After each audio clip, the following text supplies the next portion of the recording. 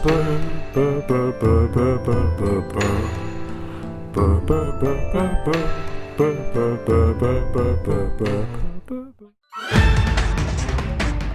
I welcome a legendary part of the Shenmue community to the dojo. You may remember the exploits filming Shenmue 1, 2 and 3, the Gang Edition, where they put together their own rendition of the Shenmue games and probably confused members of the public while they were doing it.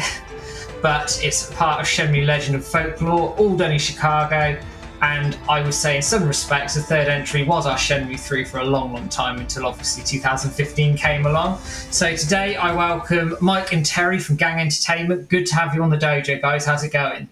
Good, Matt. Thanks for having us. Thanks for having us. Happy to be here. Cheers. Cracking out the Disaronno as well. I love it. Right, so first question is always a nice icebreaker, I think, is talk to me about how you discovered Shenmue and your gaming history. The first thing I saw from Shenmue was it was a trailer that came on a demo disc with the Dreamcast magazine. That was my first exposure to it. And there were a couple things that grabbed me about it when I saw it.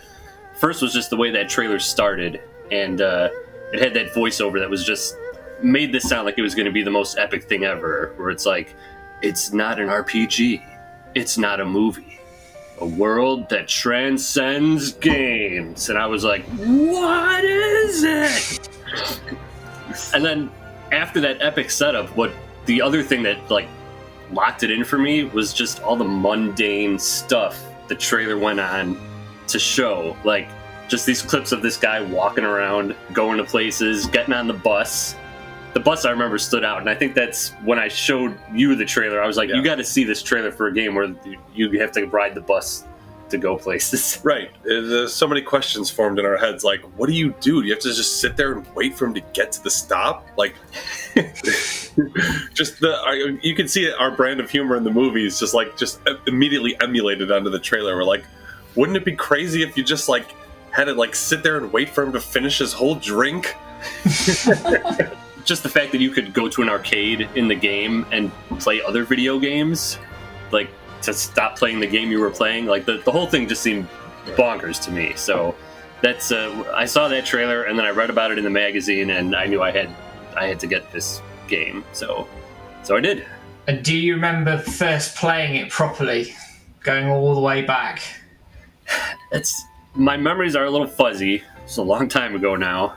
I remember getting the game, and I remember Terry was there for a lot of it the first time I played it. Yeah, I think. Oh yeah. As soon as you're done, I'll tell you my because I remember very vividly my first experience watching Shenmue. Okay, watching Mike play more specifically. Yeah, the thing is, and you know, this would be for anybody younger who's watching this, but back in the day, if you wanted to watch other people play video games, back before there was Twitch, you just had to go to their house and watch them play. And we did that quite a bit. So we were in high school when Shenmue came out. We spent most of our time, I would be at Terry's house watching him play Metal Gear Solid, and then he'd come to my house and watch me play Sonic Adventure or stuff like that. And so it was like that with Shenmue. Terry would come over. Not for the whole thing. Like I'm pretty sure I started it by myself, but then you would just randomly be over as I was playing through certain parts. So when I first saw Shenmue, Mike had called me over. I came over. I walked downstairs, and by this point I'd kind of forgotten about the trailer, the whole build up, and we talked about all this stuff. Like, what is this? I'd forgotten all about that at this point. By this point, he had the game and he'd started it. I walked down to the basement where he had his Dreamcast set up. Our friend Bill was there, who plays Lon D, and Mike was in the middle of a dialogue with Fukusan, and they were talking about the Three Blades. Do you know anything about the Three Blades? No, I've never heard of it. What is it?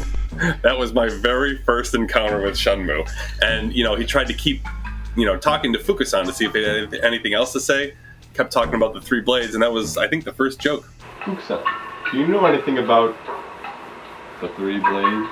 That was really our whole friendship is built around the way that we joke around with each other, but our jokes would always turn into these kind of like long stories that we would then just like kind of act out with each other. Like that's what we did in junior high when we were friends. We would just come up with these kind of skits and just act them out and just kind of entertain ourselves with them. And so with Shenmue, it was the same thing. We would sit and I'd be playing the game and we'd be watching it, and something weird like that would happen. Like, you keep asking Fukusan about the 3 blades, and we'd be like, oh, wouldn't it be funny if he kept doing that throughout the whole rest of the game, and just no matter where he's at in the story, just, oh, Fukusan. Do you know anything about 3 blades?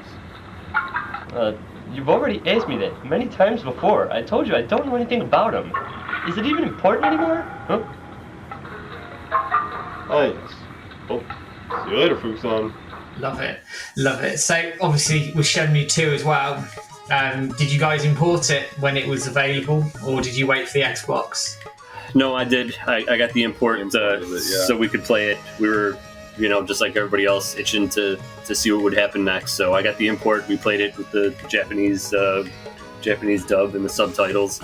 Most of our jokes in the Shenmue 2 script, we came up with while playing through the Japanese version on the Dreamcast. Ryo's delay between saying, because the way he pronounces his name in Japanese, he'd say Hazuki, Ryo, right? And there was this weird pause in between it, so that's where that joke came from. Was listening to the Japanese voice acting. I'm Ryo.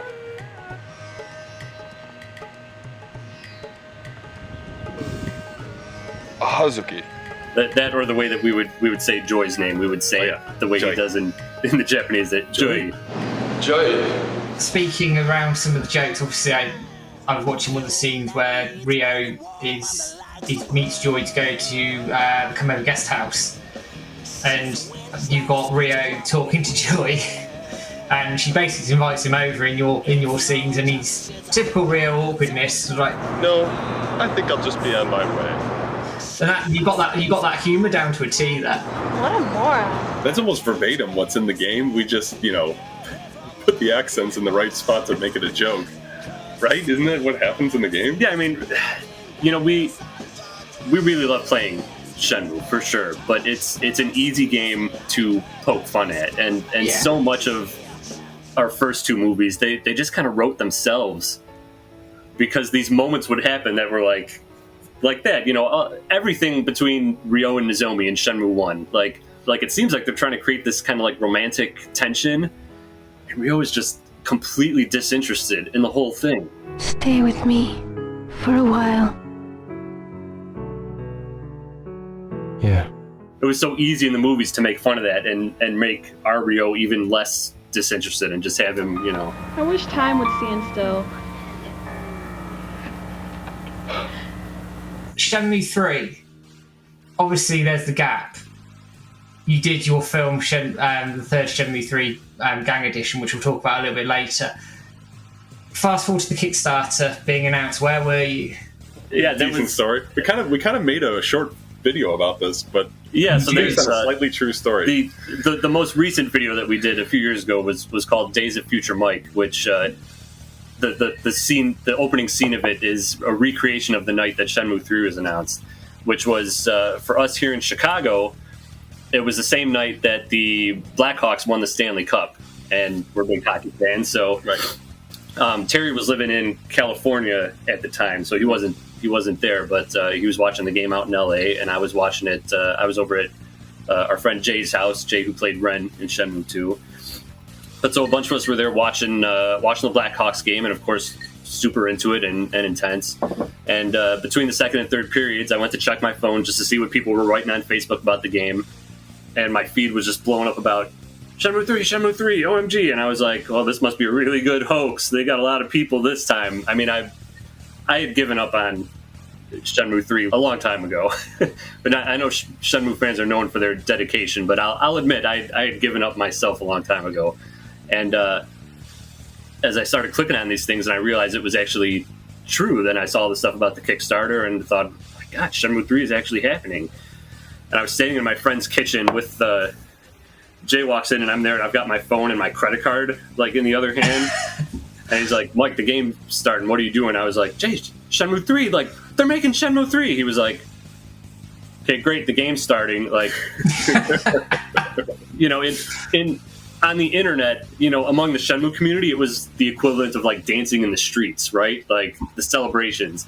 In real life, in my real life anyway, No one cared. Yeah, So I had all this really excitement, important hockey game going on. and I'm coming in the room, and I just want to be like, guys, Shenmue 3, and I'm like, wait, these people don't care. I don't care.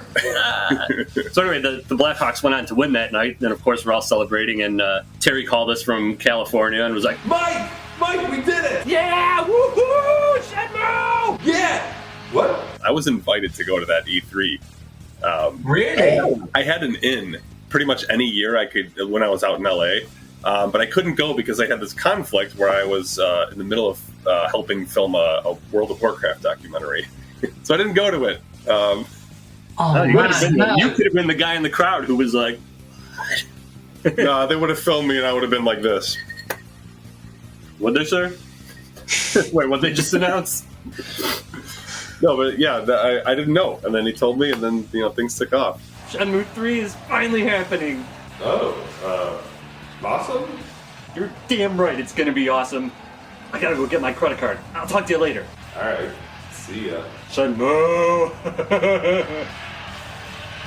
It's funny when you look back at it now. Obviously, with did you guys see Yu Suzuki tweeting about it, or the forklift even the night before? And you look at it and go, "Okay, that was a complete leak," and everybody just ignored it. Like I said, I had become so desensitized to rumors and speculation, and this guy just tweeted this, Shenmue 3 confirmed. It became such a joke over the years. I just wasn't paying attention to it until I really saw that it was real. Quick opinions on Shenmue 3. Have you played it? What did you think? Yes, I played it, and just like with Shenmue 1 and 2, Terry was there for... I watched it. Terry was there for lots of it. We played the beginning of the game together. We got together and streamed it, actually, that first night. Oh, yeah. And then I played it myself, and Terry would come and be there for various bits, and then we played the end of the game together. So to make it short, I think I'll say that I really enjoyed the experience of playing it. I thought that it was a beautiful game. I thought the gameplay was surprisingly well done. I did, for a Kickstarter, I really didn't have my hopes up for like a Shenmue experience, but I thought, Bailu Village and Yawu were beautiful worlds. I had the feeling that I had when I played the first Shenmue of, exploring those areas and getting to know all the characters, and I thought all of that was great. The gameplay was great, but the story, unfortunately, was definitely a letdown for both of us. And it was really, it was the last 20 minutes or so of the game that I felt it really came crashing down. Like, not much happened up to that point, and I would have been fine with that. But there were just a lot of problems, I think, with the ending that happened. And I know there's a lot of behind-the-scenes reasons for, why this or that happened or how the game turned out the way it did, but you can't help but be disappointed in the way that things kind of played out at the end of the game. Yeah, it was definitely an unearned ending. But I think and we've only been just side chatting about making a Shenmue 3, the Gang Edition 2. But I think if we were to ever make one, we would have to do something where, the third act has to just be completely unearned as a joke. Do it. Do it. Absolutely do it. And I'm torn between, if we make another Shenmue movie, and I've written probably about 17 pages worth of script at this point, just because the ideas start happening. Right. But I'm torn between, using the movie to point out what I felt was wrong about the game, or using the movie to try to fix what happened in the game and do it better. But then that probably wouldn't be funny. So I'd probably do the first version. But I would be all up for the first version, because whether you loved or hated Shenmue 3 as a whole, the one thing everybody does agree on is the story was weak. And it's the big fall down of it. And it's a shame. Like you said, there's behind the scenes reasons for it, and I won't go into them here. But the fact it even exists, and we get an anime, and the franchise seems more alive than it ever was, I think we could be in a far worse state, couldn't we? Yeah, I'll take it, and I'm interested. If they can get Shenmue 4 made, if they can keep going with it, I'll be there. But I think, for me, the big thing leading up to Shenmue 3, and it's kind of my attitude now, and this was what the whole Days of Future Mike video ended up being about, was this idea of expectations. And for me, like I said, I had kind of made my peace with the fact that Shenmue 3 wasn't coming out. So when it was announced, that initial excitement was immediately tempered by this thought of like, God, I've been thinking about what this game would be for over 15 years. Is there any way that it could possibly live up to the expectations I've built up in my head? And especially with us, I mean, we made our own Shenmue 3 already. There was comparisons for us and anyone who saw the movie. And so the quote that I come back to all the time, and it's in the trailer, but it's a quote from the original Star Trek when Spock says, "After a time, you may find that having is not so pleasing a thing after all as wanting. It is not logical, but it is often true."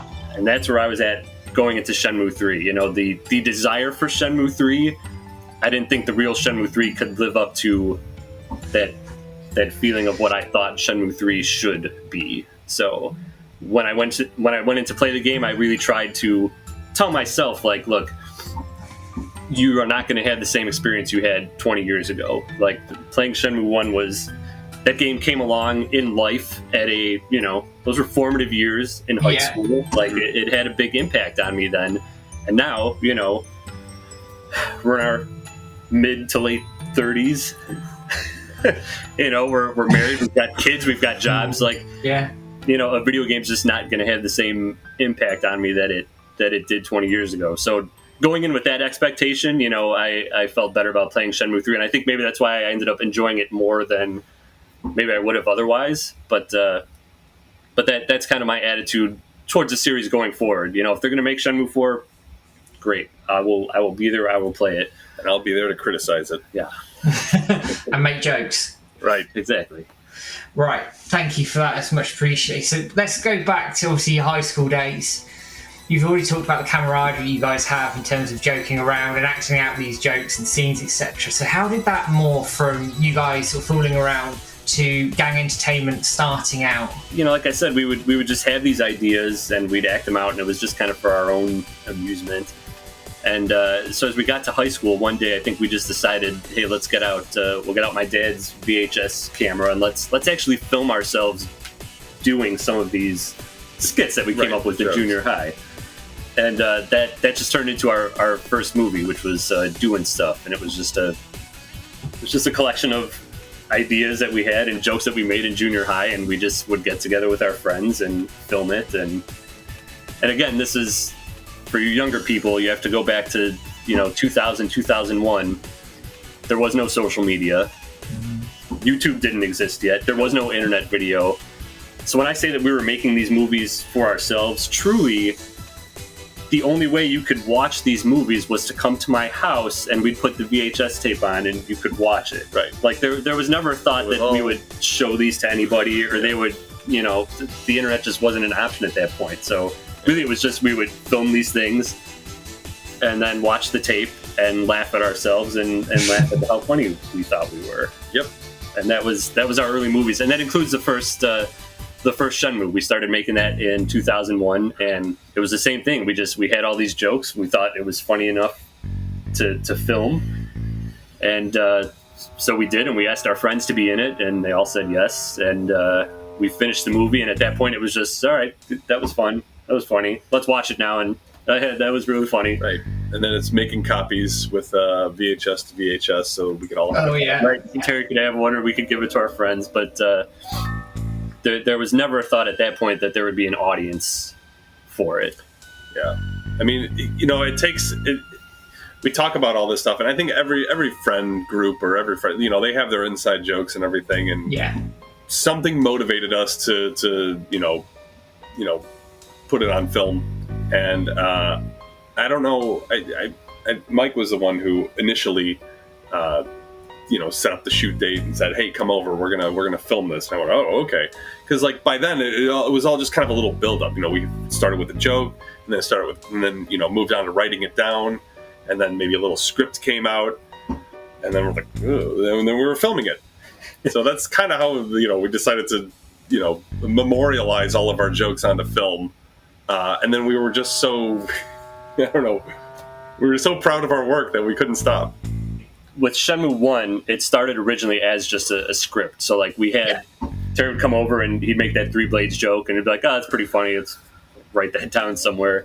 and it started coming together as a script, and we weren't filming anything initially. There wasn't a plan to film anything, and I think it was just for us, it was the idea that we could film it. Like, it was very doable compared to, I think at the same time you were working on a Metal Gear Solid Gang Edition script. There were ideas. I wonder if that exists somewhere, but yeah. I'd like to read that, but but at the time it was like, well, we can't film a Metal Gear Solid. Like, what are we going to do with there's a giant robot? Like, we didn't have the, we didn't know how to do that. And I think we just sat down and looked at the Shenmue jokes one day and we're like, this whole movie, it's just a guy walking around talking to people, mostly. Right. There's nothing that we can't have access to. It's like, I think we could do it. And the other thing that really made it work was it wasn't a huge cast. We had enough people that we could get to be some of the other major characters. But we also looked at all the little characters that there were, and we thought, well, if Terry's going to be Ryo, because he's the main guy, I could just be all the other characters, and we could really like bang through this thing instead of, it was hard to get other people to come and film the movies. Yeah. So when we were like, oh, well, just like, we were really the ones who were passionate about it. So when it was like, oh, like half this movie could just be you and me, and we can make your little brother Jake hold the camera, we'll make the movie. Right. Our camera operators were either my brother, who was either a preteen or even younger, or just putting it on a tripod and we go stand in front of it like this, like we are now. Did you have to bribe your brother to do it? No. He didn't have anything else going on. Yeah, he was young enough that it was just like, Jake, let's go. Yeah, get in the car. We're going to Mike's house. Yeah. And the other thing about the first movie that's interesting was that it was on VHS. It was on a VHS camcorder. We didn't have any sort of digital capabilities. There was no editing that we could do. And so we made that movie. Literally, we shot it in order. Yeah, movie order. Scene by scene, because we didn't have any other way to put it together. So it took probably a little over a year to do. Yeah. Just because you would do these scenes and be like, all right, nowadays, we would just do all the Master Chen and Guizan scenes in one day.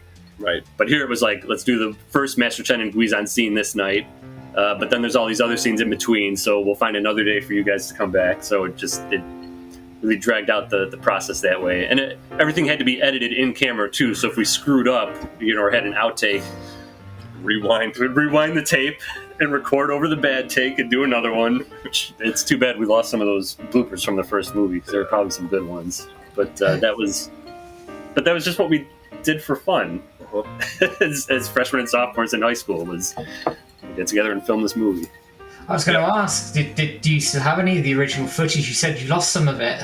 Well, no, I just mean that we had to, when we would have an outtake, we would have to record over. Oh, okay. You haven't actually lost the physical tape until we get it right. But this is the original VHS tape with the cover that I made on it. And all the original raw footage is still on here, and that's I go back every time I remaster the movies, which I do every 10 years or so.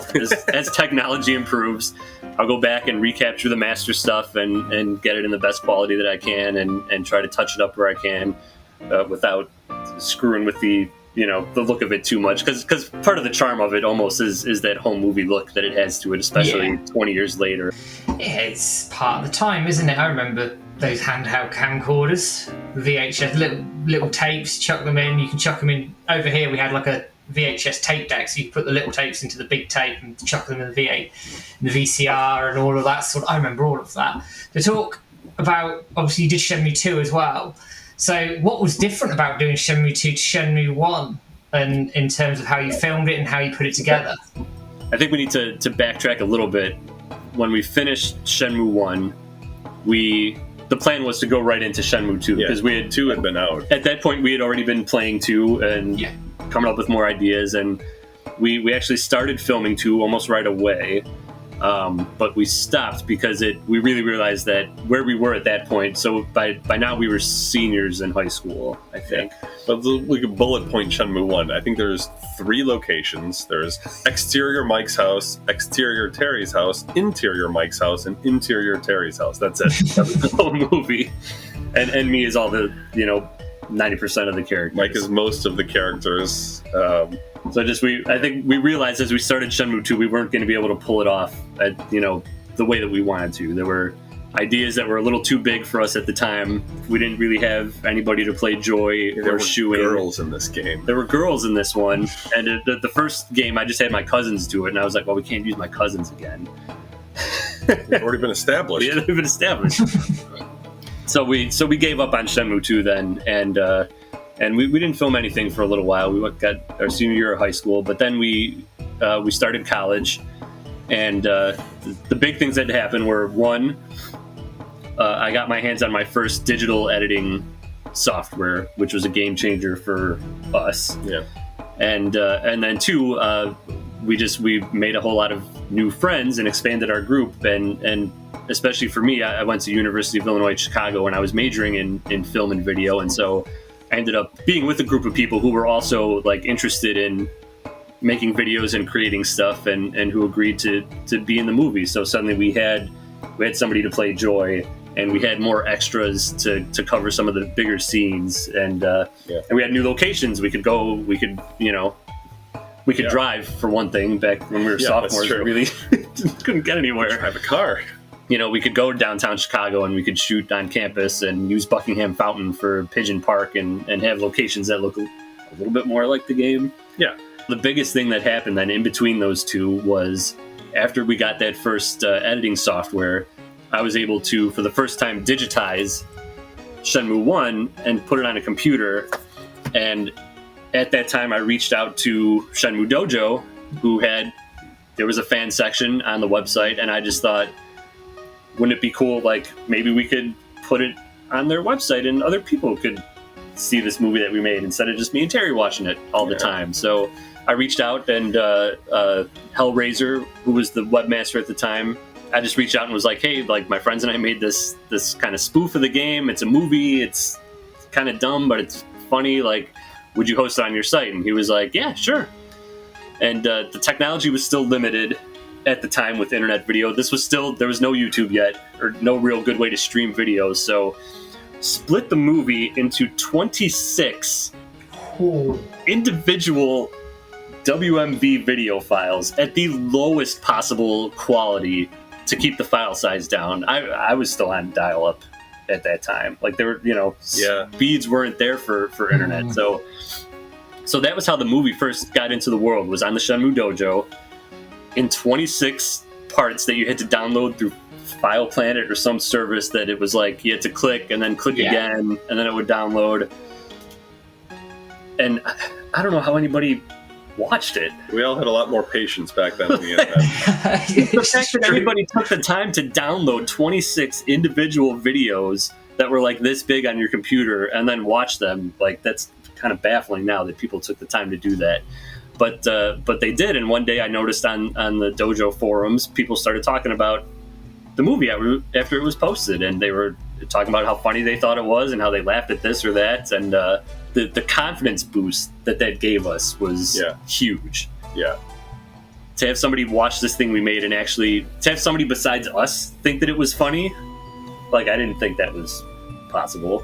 I didn't think that was a thing, but Shenmue fans, I think they could recognize underneath the bad production quality and the fact that these were just high school kids making these, I think they could recognize the kind of respect for Shenmue underneath the jokes. We talked about the nuances before, and it's like there are jokes that if you've played Shenmue and you're a hardcore Shenmue fan, you're gonna get it, and you are gonna think it's funny. Right. There's tons of meta humor. And so I think that's just what resonated with people about the first movie, and so that confidence boost that we saw from people talking about the first one, as we were just starting to think about maybe we could do the second one now because we know these people and we have this software and stuff. When we saw that other people were watching it and we knew that we could make this one and put it out there in the same way, we thought, all right, let's go and do this now. So that was summer of 2004 was Shenmue 2. Take 3. Parker. We filmed it over the course of the summer, about 3 months, and we got to use the dojo forums to put out updates as we were filming. That was maybe the most fun part. Was after a day of filming, Mike would post screenshots, just little grabs from what we filmed that day, and people would get hyped along the way. So it just kind of kept us going. there were just so many people talking about it. Like I would post a few screenshots, and there would be so many replies from people like, "Oh, that looks awesome! Like this looks so hilarious! I can't wait for this movie." That just pumped us up to keep going with it, even though some days of filming were hard, scheduling was hard. It was hard to find the time to do things, but we would see how people were reacting and just be like, "No, we got to keep going. We got to finish this movie. We got to make it better." Did that 3-month period include filming? Did that include your editing process as well? Yeah, because I would edit as we went. I was just so anxious to get into it. So we would have a day of filming. I would come home and get right to work on the scenes that we shot that day and start putting them together. So it was all disjointed stuff because we did actually get to film, out of order, which was a luxury we didn't have with the first movie.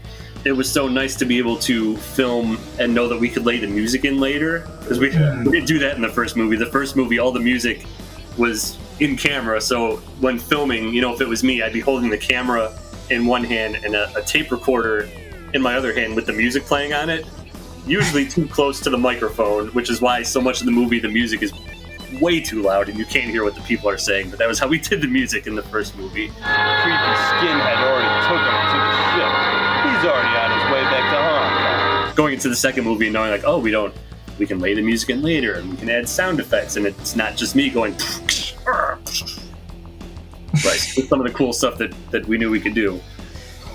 And one of those actually was the QTE scenes I saw you put in Shenmue 2, which I thought was really good. I'm talking about the watermelon scene as one particular example, where you threw in the QTE sounds and the Dreamcast pad and everything. Don't mess with us, you punk! What the? Die! lovely touch to it. Was that difficult to put in? Because it just made me chuckle. Just knowing Shenmue just made me chuckle. Yeah, I mean, once you kind of learn how to do all that stuff, it's pretty easy to lay in. It's even easier now than it was when we first made it back in 2004.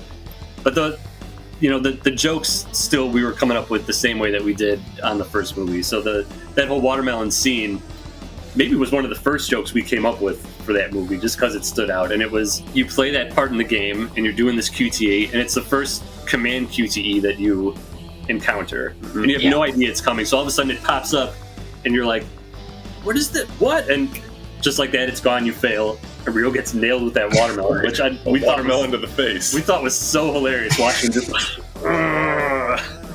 we knew that's what we had to do in the movie. So here's a question that I've probably always wondered but never asked.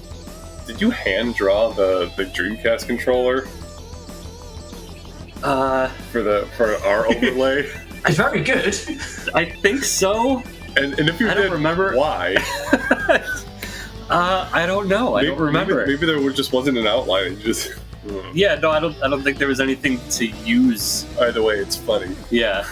Yeah. No, I think I probably just drew it, MS Paint or something. Nice to use. It was very well put together. It worked very well. So you finished filming. Do you remember when you released it and sort of the immediate feedback that came from it? Because obviously the first film was so well received.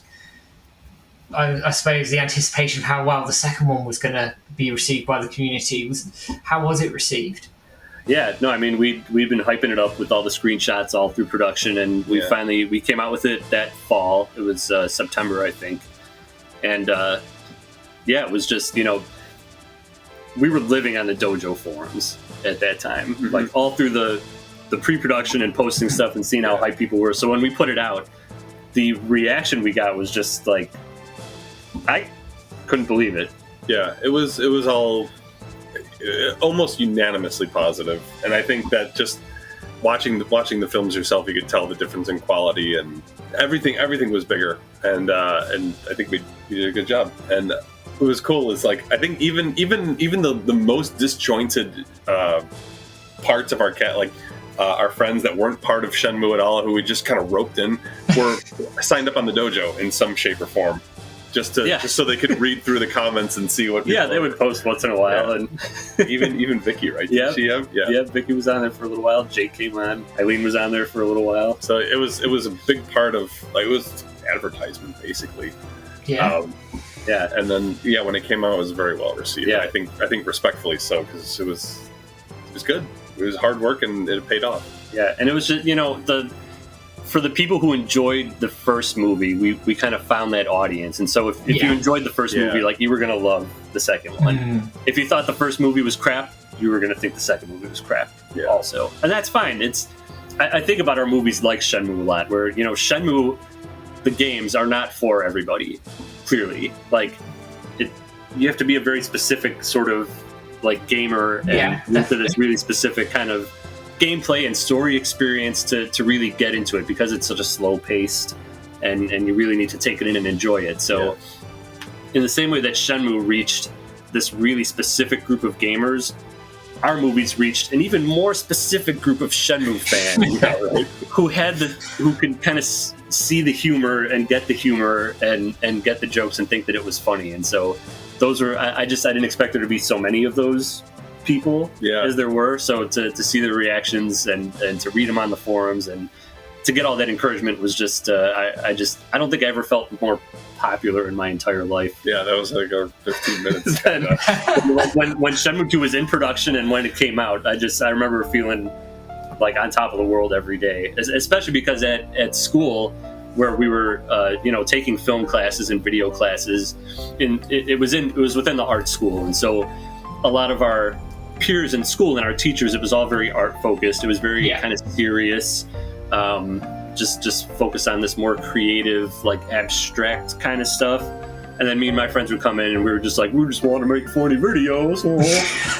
And so our stuff wasn't always well received because that was not the audience that we were trying to play to, but that's where we were in school and we had to play that stuff. And so after a rough critique, or, we would show a project and really nobody would laugh at school, or, our teachers would kind of get down on us a little bit.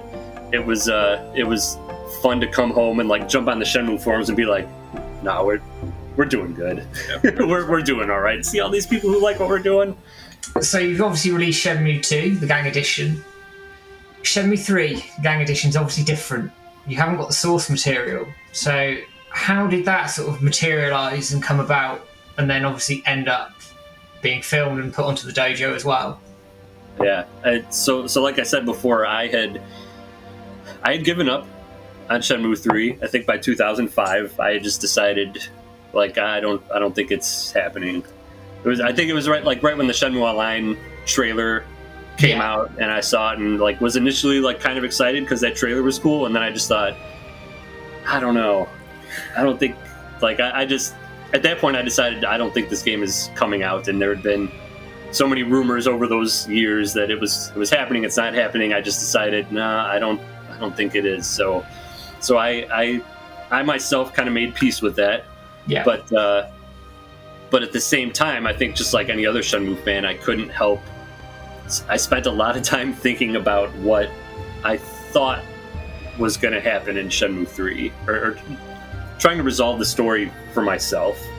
And there were so many theories out there, and I loved reading stuff on the forums from people, doing the research and these kind of deep research dives into Chinese folklore and legends and things about real stone mirrors, and there was just so much interesting stuff to read, and you can't help but get the wheels turning in your own head about, like, I wonder how that could play into Shenmue 3, and we were all doing it back then because there was nothing else to do while waiting for Shenmue 3 to come out. So I remember one day, and for me, it wasn't just about what was going to happen in Shenmue 3, but because we had made these two movies, I really wanted to finish our version of Shenmue and kind of finish our story of it. So one day, I think a few more ideas popped into my head that started to make it connect a little bit and kind of came up with the ending.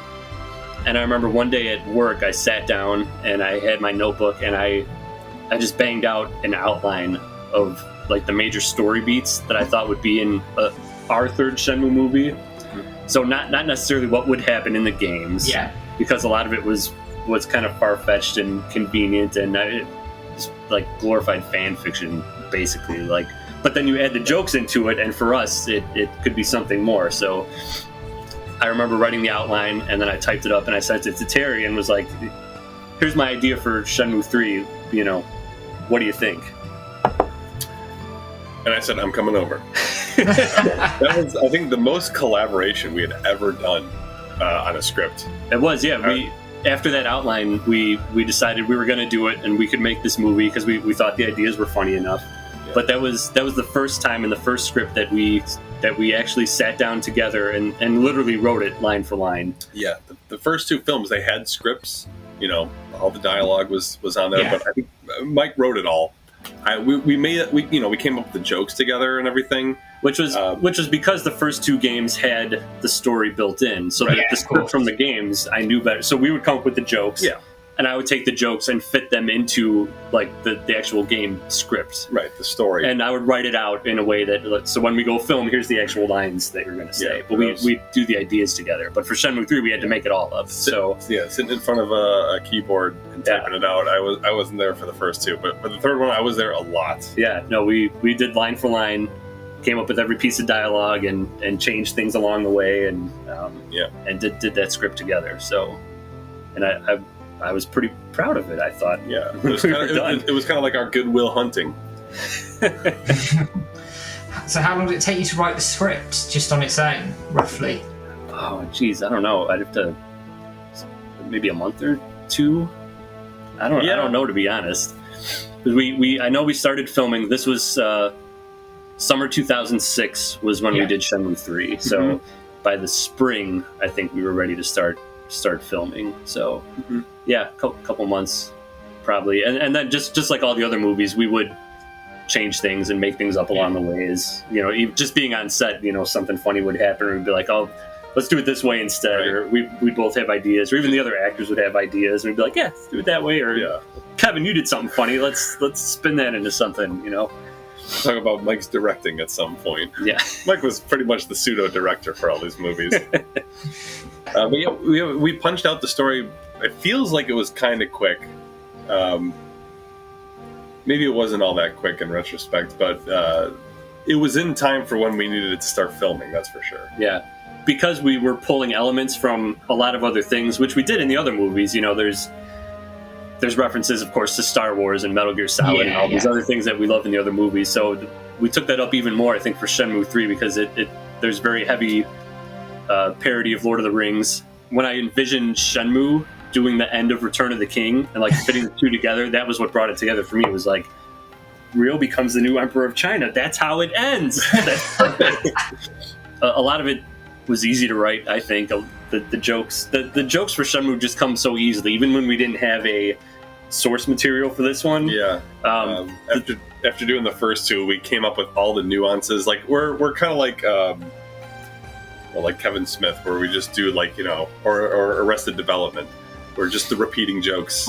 It gets funnier. Yeah. It gets funnier the more you do it. There were jokes that we were able to pay off from the first two movies that we could kind of keep going with. I wonder why Father was laughing so easily all the time. Man, no wonder Father was laughing so evilly all the time. For us, it was the perfect way to end our Shenmue saga. Mm-hmm. And after it came out, a lot of people actually, kind of reached out, and in the reviews were like, if Shenmue 3 never comes out, I'm okay with this. I'm okay with what you guys did. Like that, this would satisfy the ending for me if it never comes out. And there's probably a lot of people who maybe still feel that way. Yeah, maybe. It was the end. It was the only thing the community had, and it was damn funny. Thank you. But no, it was fantastic to see. So once obviously you released it, did you guys sort of fade away from the Shenmue community, back off the Shenmue community? Was that always the plan, or did it just happen naturally? Yeah, I mean, Shenmue 3 was, it was a big passion project. For me especially, like I said, it was almost kind of a cathartic thing for me to work out, to end it for myself and put closure on this thing and say, all right, we did Shenmue 3, it's done. Even if the game never comes out, we created this thing, and people liked it, and what was even more important was we liked it, and we thought it was funny. Yeah. And and we did Shenmue 3. It was kind of the same way we did Shenmue 2, where we were on the Dojo forums, and we were posting the updates and the screenshots, and people were hyped for it, and the reaction was just as positive for the most part once it came out. And after that, I think we were just like, okay, I think we're done with Shenmue.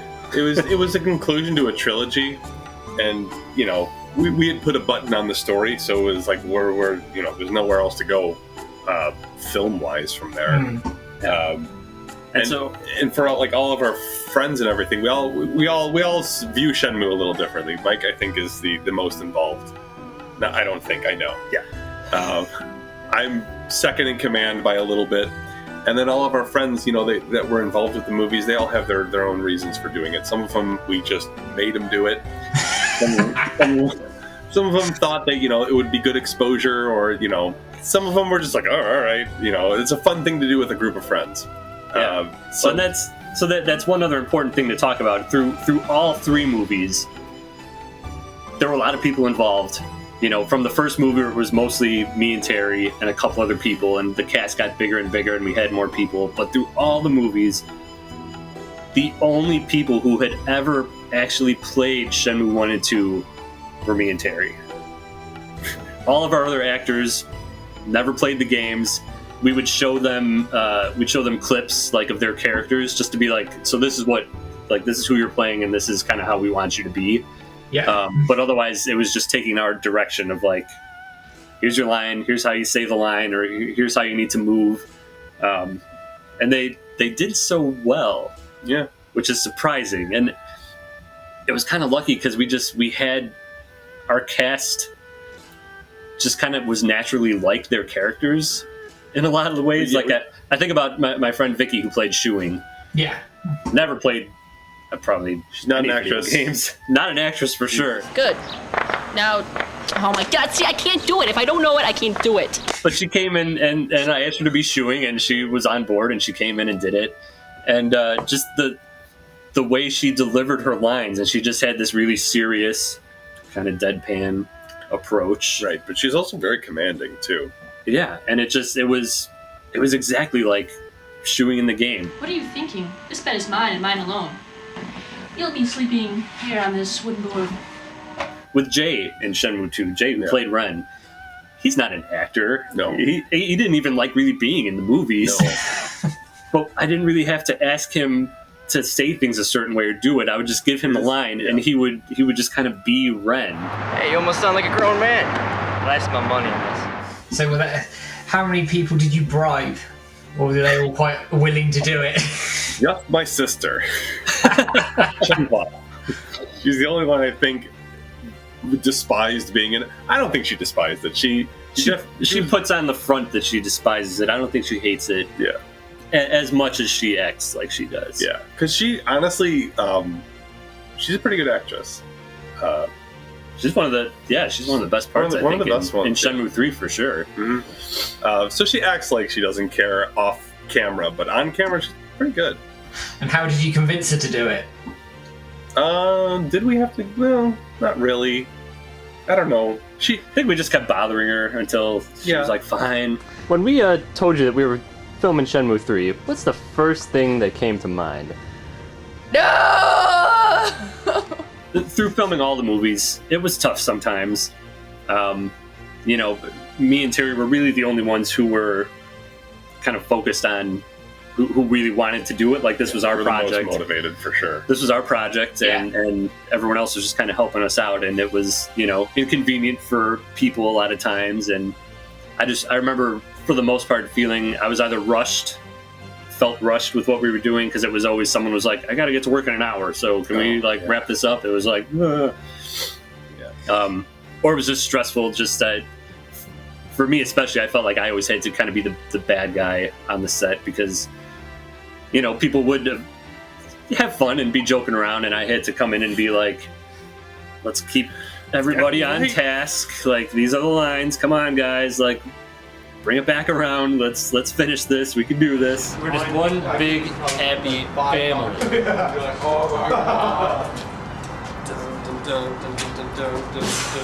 Some cast members were harder to keep on task than others. You gonna name any particular names? Name and shame? I gotta go to the bathroom again. Things evolving, never evolving you. I feel happy and fine. Ha-ha! Living in the sunlight, living in the moonlight, living having a wonderful time! Shenmue 3, Terry and Tyler in particular, and then all our movies after that. Terry and Tyler just have their own thing that when they start filming, it becomes the let's make Mike's life let's difficult. make Mike's life miserable. Yeah, and you. That's not the line. Everything about that was wrong. You're punching me that way. Oh.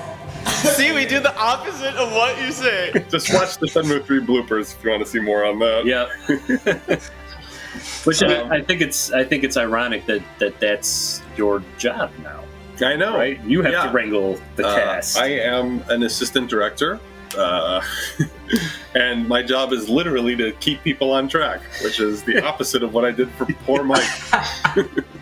Do any of the cast members on Chicago Fire give you as hard a time as you and Tyler would give me? Yeah, worse. Okay. Well, that's good. Payback. That makes me a little happy. Really. So, are there any particular sort of scenes or moments that stand out during filming across the three gang editions that really sort of stand out for you guys that you really look back on fondly, funny, whatever it is? Yes, there's a lot. Yeah, there's a lot. A couple. So the scenes where there's a lot of people involved, like a couple that come to mind are when we're at UIC when we had everybody up there for like the big Phoenix Mirror flip, and like when we have the whole cast there. I think those were the most fun, and especially when remember the Shenmue 2 in my alley. Where all the thugs jump on you? Yeah, where all the thugs jump on me. Those are the moments that it feels like it most felt like we were part of a production and everybody was just having a good time. You all need to lose weight. Those were fun moments filming for sure.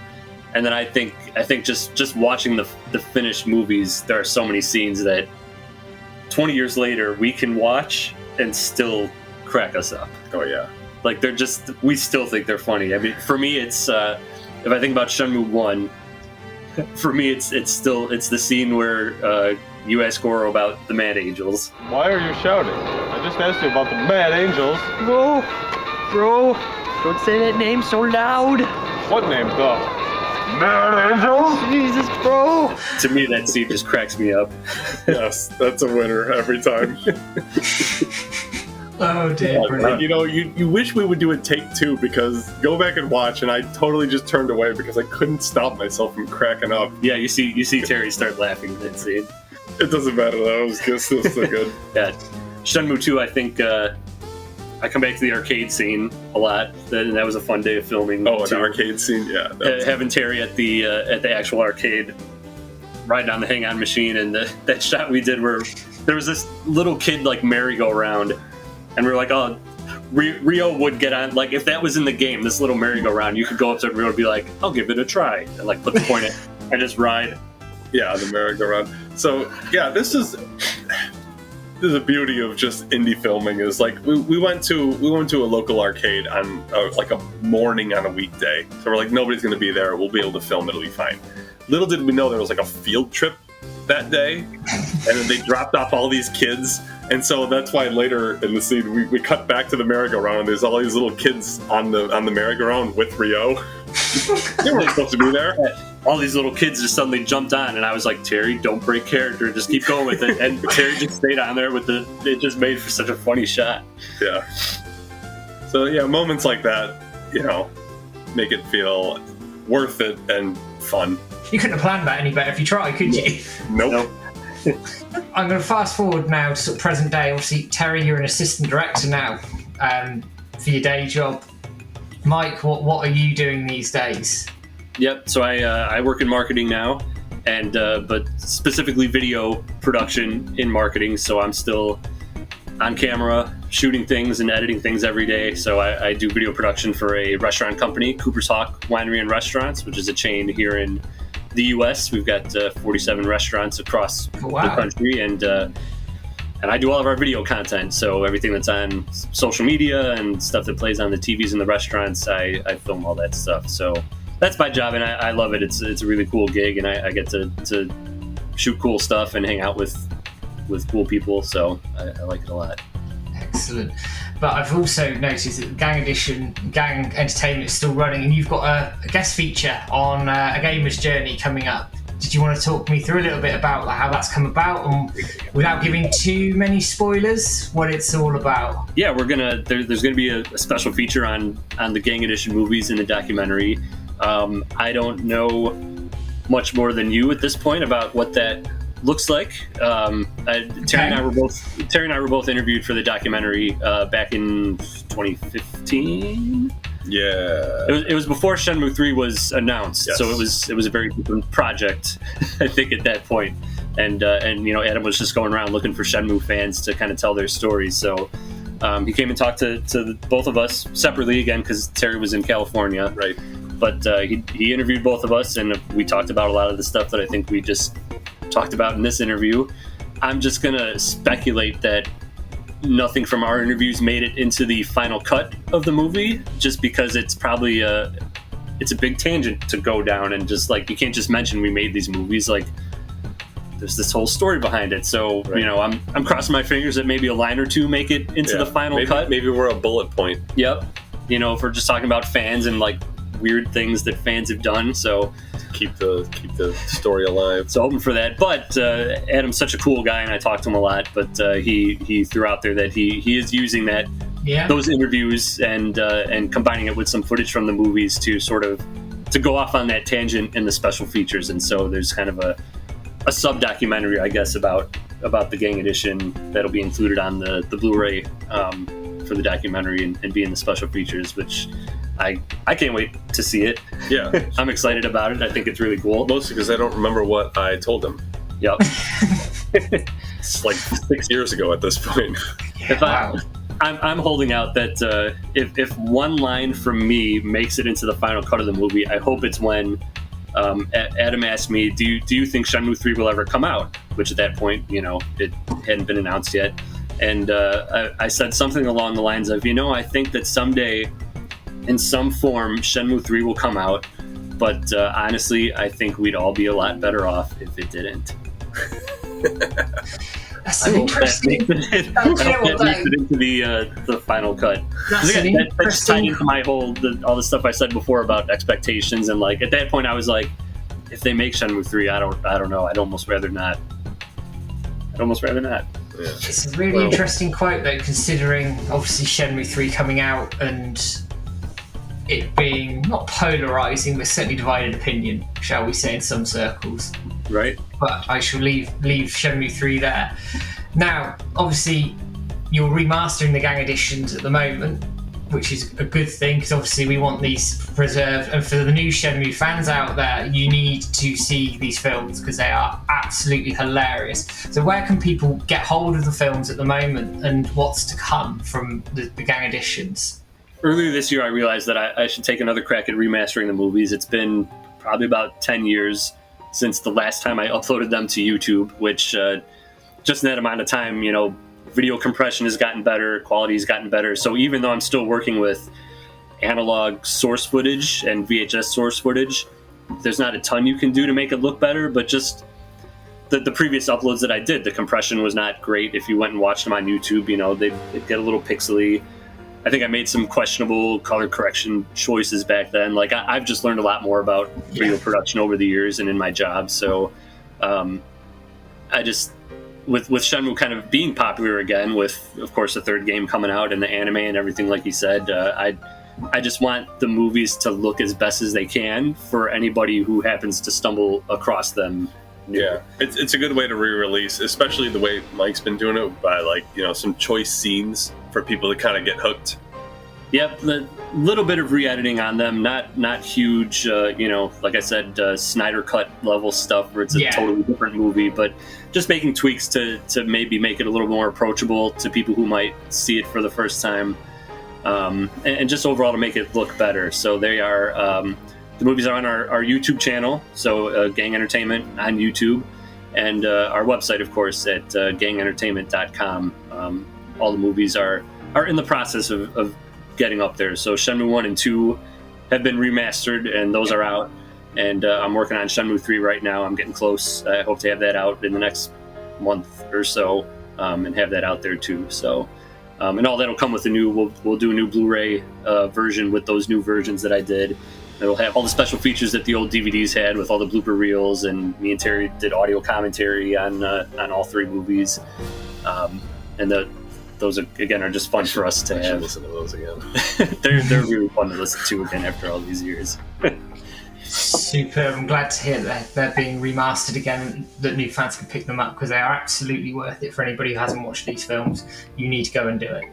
So my last 2 questions is, the first one, what's the plans for Gang Entertainment? Are you going to carry on making films, or is that sort of being parked now? It's just harder now. Yeah, I don't think we're ever going to let it go. We never officially stopped.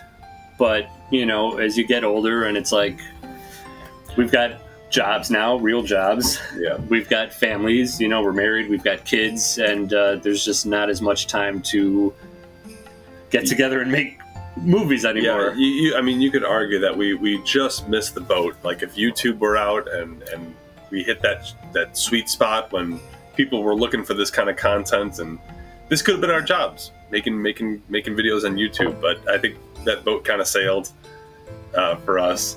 But we still enjoyed doing it.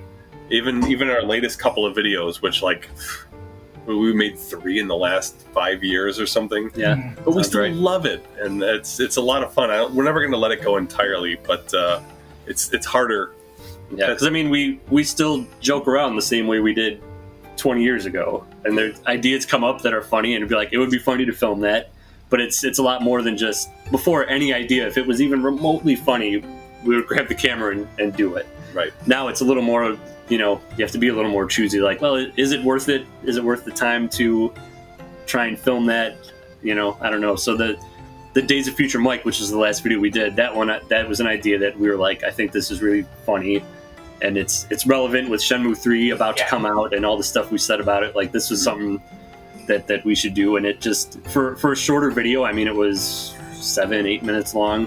It took probably over a year to shoot it all, just because we would have a day and film some stuff, right, and then here and there I'd get busy or Terry would get busy, and it's just hard even for us to find the time to hang out and do stuff like this now, much less get people together to make a movie. So like I said, I've been working on a Shenmue 3, the Gang Edition 2 script, because the ideas are there. And I think just like how Shenmue 3 was my way of kind of dealing with the idea that Shenmue 3 was never coming out, I feel like I need to make another Shenmue 3 movie to deal with my feelings about that game.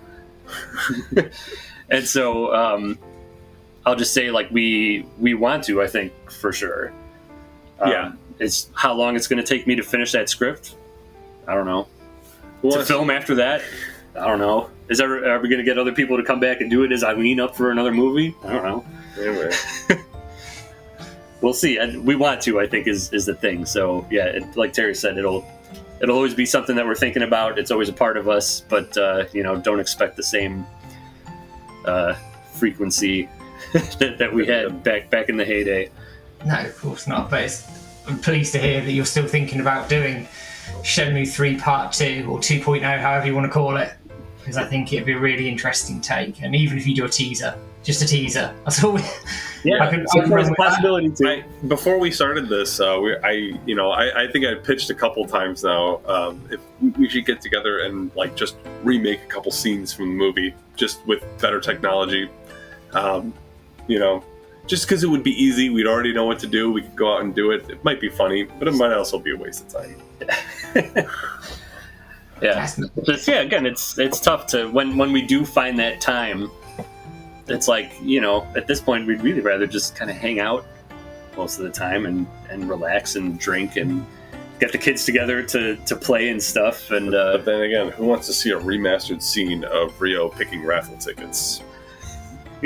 Comment down below. Brilliant. I'd be Okay. surprised by how many people. You'll get 1,000 comments now saying you must do this film. You must do it. You're committed now. You're committed. My last question is one I do with everybody. Is obviously you've been a part of the Shenmue community for the best part of 20 years, and I just want to sign us off with one or two things to say thank you for your time. and speaking to me today. It's so good to reminisce about these films because they are a part of the community history, and I'm so pleased that they are preserved on the internet these days so that everybody can pick them up and watch them, because they are, for any Shenmue fan who doesn't take the game too seriously, this is perfect for you guys. It really is. But do you have a final message for the Shenmue community after all these years? Yeah, I think I'll take this one.